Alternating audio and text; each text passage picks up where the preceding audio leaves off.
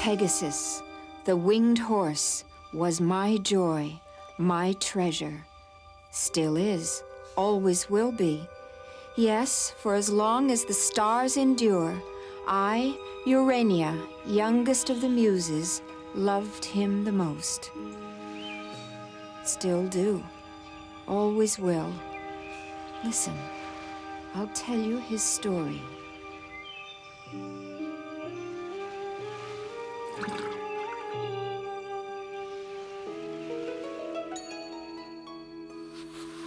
Once, there was a monster named Medusa. She had snakes instead of hair. They coiled and hissed around her head. Her face was so horrendous, whoever saw it turned to stone. This was the fate of all brave warriors who dared to do battle with her. Then the gods sent Perseus, a favorite of theirs. One god lent him sandals with wings so he could tread on air, flit to this side and to that, strike from above, catch Medusa off her guard. Perseus swung his sword. He slashed all the serpents to pieces. The goddess Athena lent him her marvelous mirror-like shield to see Medusa's reflection, so he never had to look her in the face directly. Athena hovered near him, guided his hand. Then he gave a mighty blow, cut Medusa's head clean off her shoulders, and out of her blood, yes, for wonders can arise anytime, anywhere, a white winged foal was born.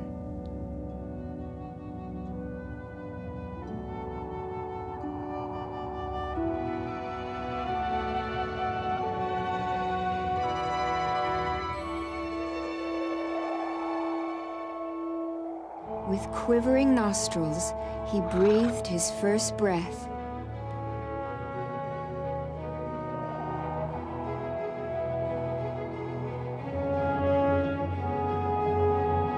Lifted his head and gave his first joyful whinny at being alive.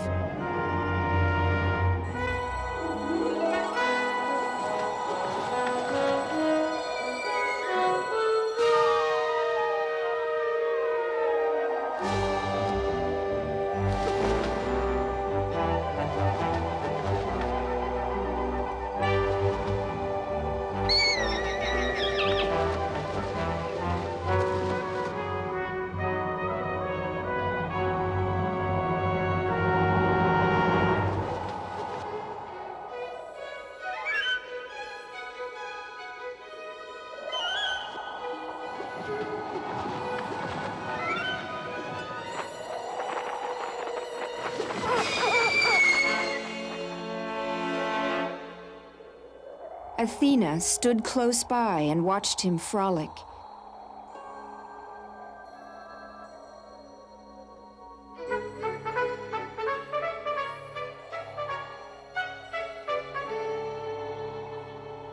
Then she held out a glistening bridle of brightest burnished gold. She had fashioned it with her own skilled hands. "Come, little Pegasus," she coaxed.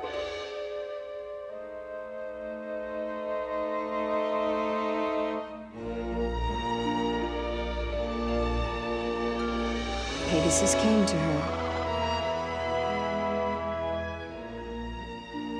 She slipped the bridle over his nose and led him through the sky toward Mount Helicon, our home.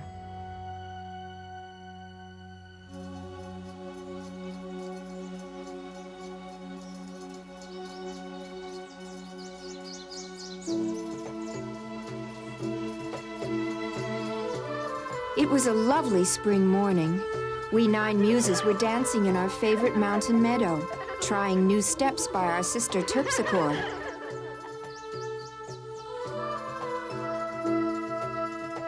Singing a new melody by our sister Polyhymnia. We muses, as you may have heard, were known for our musical voices. Except me, Urania. To tell you the truth, I sang badly. Try as I would, I couldn't carry a tune. A glow came into the sky. A wind gust blew a cloud aside. And suddenly, there stood Athena in full splendor. "Sisters, hail," she greeted us, for Zeus was her father as well as ours. A soft-eyed face peeked from under her robe, straight at me, and that instant won my heart. Athena said, "I bring you Pegasus to be your pet and playmate for a while. You 9 shall be his guardians." "He's so beautiful!" "Is he a god?" I asked. "No, a mortal, though destined for greatness," said Athena.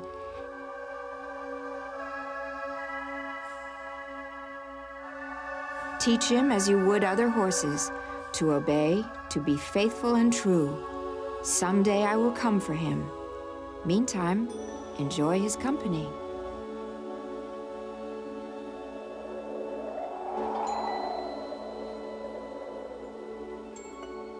Oh, and we did. We picked him the tastiest grasses. We found him the sweetest hay. We danced all our dances in circles around him, and sometimes he danced right along. We wove him garlands of mountain flowers.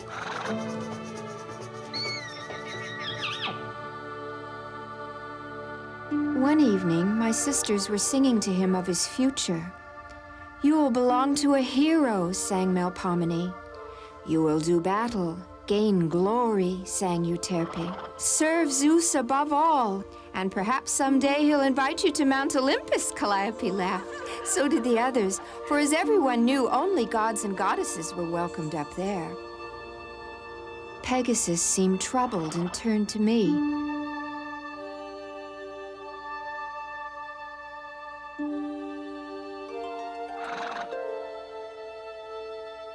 I took my celestial sphere, turned it this way and that, amazed at what I saw.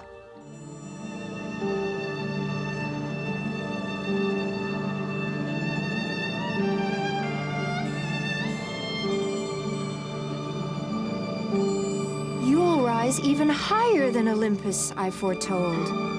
"Urania, hush. Don't make idle promises. Have you forgotten what Athena said? Pegasus is mortal." I hushed, but I'd seen what I'd seen, and my sphere had never shown me lies.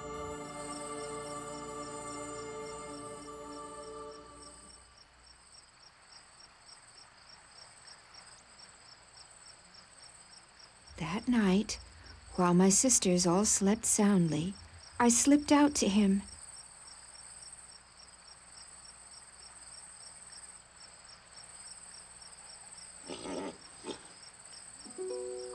I saw you in the heavens, so be glad. I threw my arms around his neck.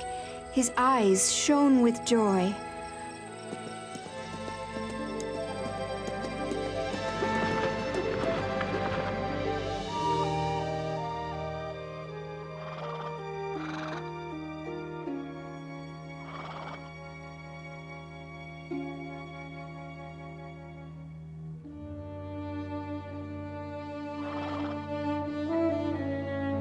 He knelt down, inviting me to ride. I climbed onto his back.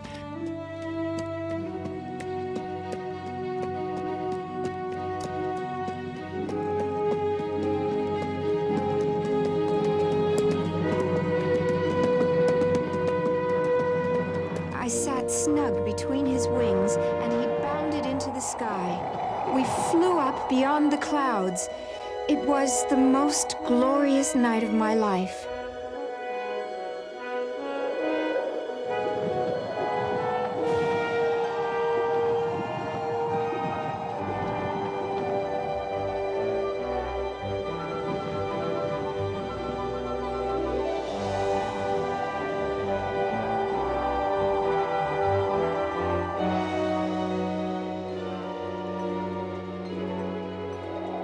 A rock lay in his way. He shattered it with his silver hoof, and from the place where it had been embedded burst a spring, clear as dew.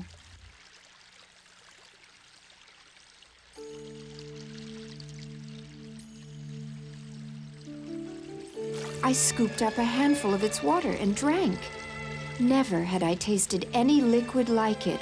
It more than quenched my thirst. It filled my whole being with wonder. I wanted to speak my gratitude. Instead, a song poured from my lips. Thanks, beloved Pegasus, for this new, this wondrous spring, flowing forth mellifluous. O miracle, oh, hear me sing. It was a miracle, for I sang it clear and true. I plucked a white anemone that bloomed beside the spring and braided it into Pegasus' mane. Then I fell asleep.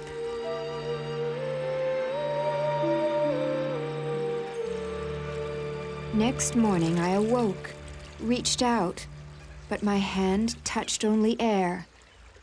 Pegasus was gone.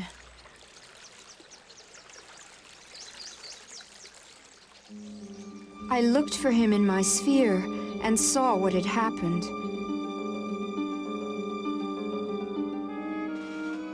Athena had come while I slept and ridden him away.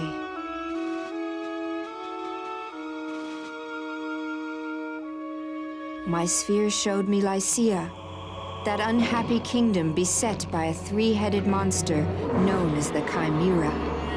It roamed the countryside, devouring whole fields of crops, whole herds of sheep and cattle, and all mortals that dared come near.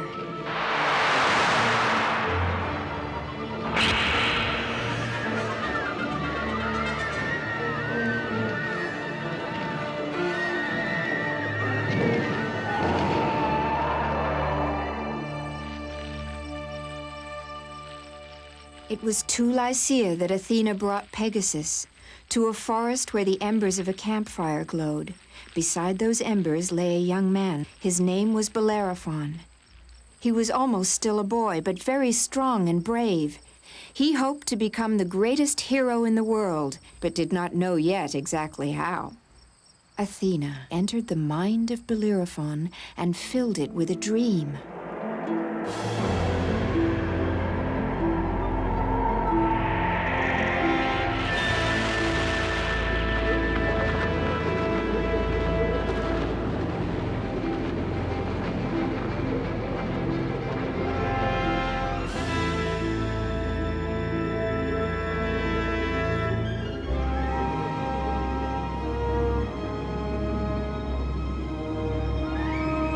I give you these gifts that you may slay the Chimera, heal the land, and fulfill your destiny.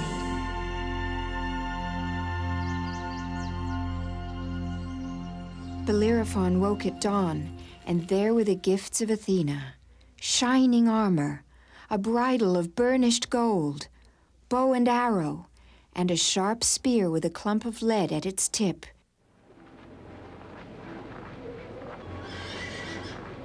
And a horse with wings came galloping, neighing wildly, just as in the dream.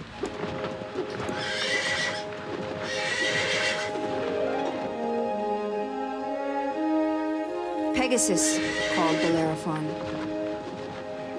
He held out the golden bridle, and Pegasus grew meek. Let him slip the bridle on and mount.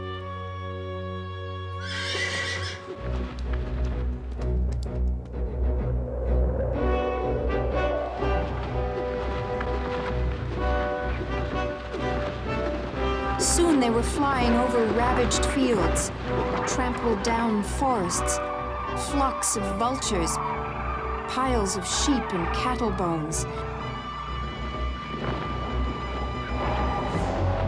And there, suddenly, lay the dreaded Chimera, spread in 3 directions. Bellerophon trembled, for even the bravest heroes get afraid. He gripped tighter to Pegasus and urged him on. Faster!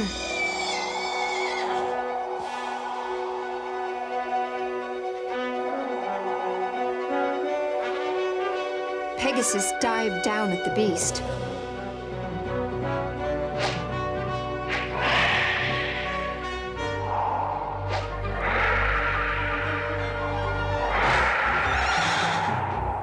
Bellerophon shot arrow upon arrow straight at the lion head. The lion head awoke, roared with rage.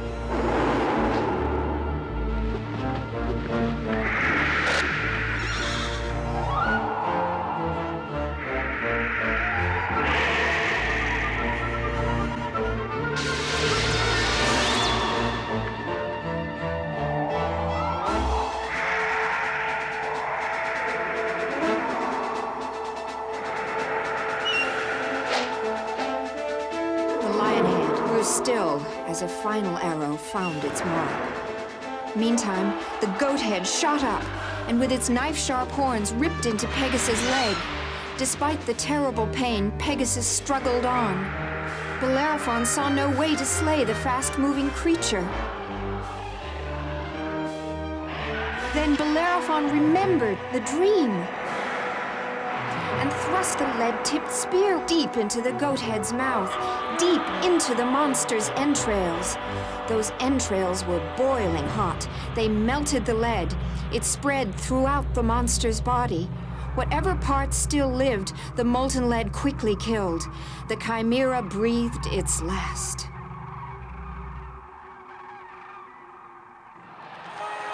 They flew to the palace of the king of Lycia, who gave them a hero's welcome. At the feast, held in their honor, Bellerophon fell in love with the king's daughter, and she with him. They married. Years went by. The old king died. Bellerophon and his princess became the new king and queen. They had children, and they all lived on in peace and happiness. For a while, anyway.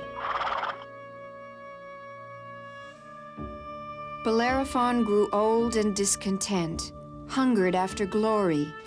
He still thought about heroes of old, Perseus and Heracles the greatest, whom Zeus had raised to Mount Olympus. Am I not as great a hero? Asked Bellerophon. Do I not deserve to rise to Olympus and feast with Zeus and all the immortals? Don't boast, said the queen, or the gods may get angry with you. But the idea possessed him more and more. Let Pegasus be saddled, he ordered.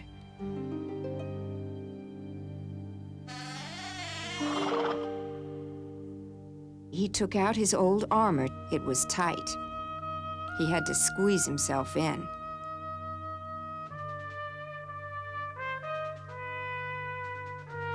Be careful, said the queen. You are not the young man you once were.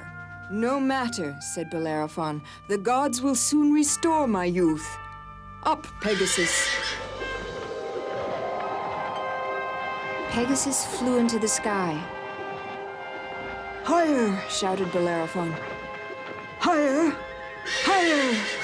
Pegasus flew over mountain peaks and clouds, up, up until the air grew thin. Fly on, Bellerophon shouted. To that summit shrouded in clouds.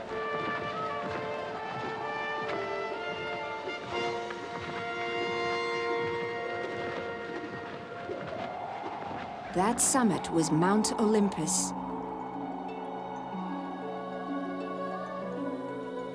We muses were visiting our father Zeus that day. We saw them approaching. Zeus looked down from his throne and commanded, Mortal rider, mortal horse, turn back. Pegasus started to turn back, but Bellerophon shouted, Higher! And jabbed Pegasus in the side with his spurs, forcing him to fly on.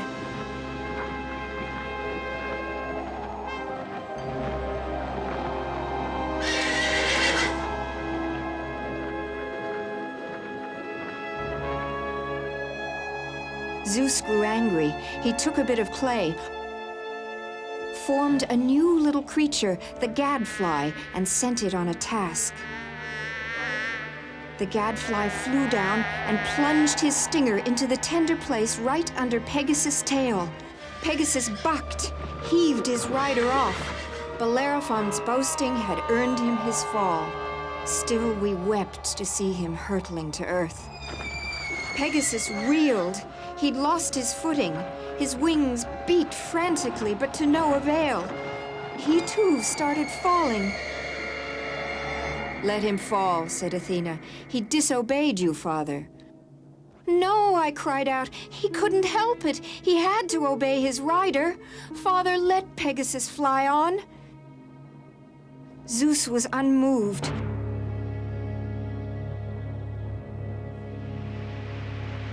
I didn't need my sphere to show me where I'd find him. Where else but the spring? There he lay, not moving, scarcely breathing.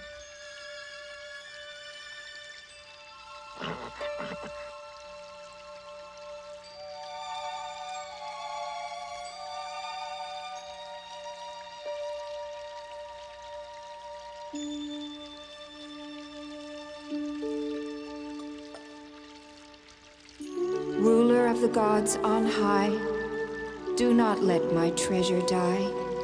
Forgive him, for he meant no wrong. Father Zeus, oh, hear this song.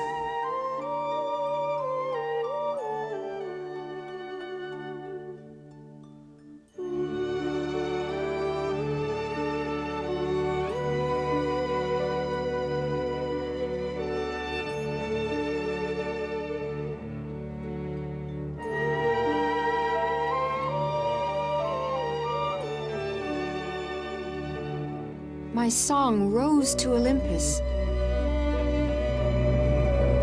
The gods and goddesses all turned to see where it came from. Zeus got down off his throne, followed the sound to its source.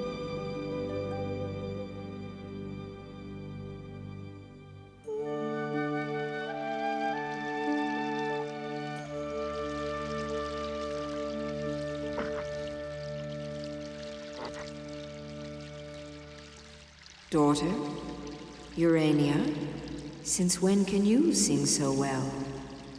Since I drank from this spring, a gift from Pegasus. Taste, Father. He put the water to his lips and drank. Ah, that was good. I feel inspired. Let me see, what splendor shall I create? Father, make Pegasus well again. Zeus laughed. I'll do better than that.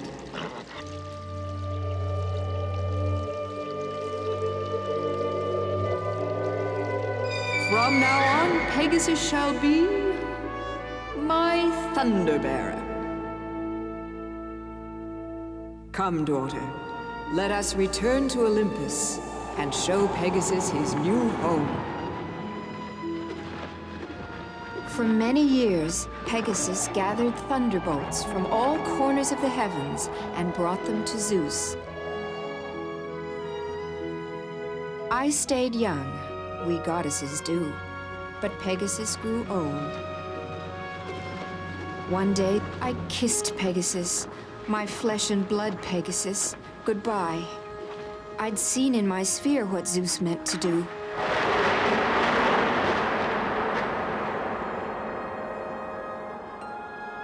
There he is, in a constellation that bears his name. I can always see him. You can too. Any night the sky is clear. He shines on. He always will.